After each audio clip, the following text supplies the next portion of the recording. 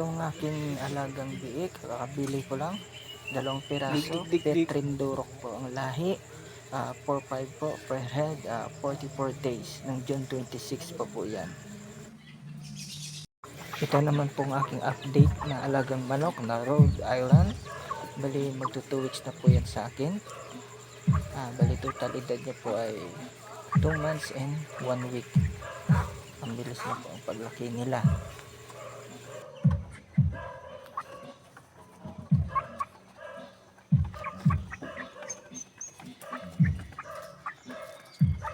Ito naman po ang iba kong alagang manok, native po yan. Ayan po, nasa arang 12 piraso po sila yan total.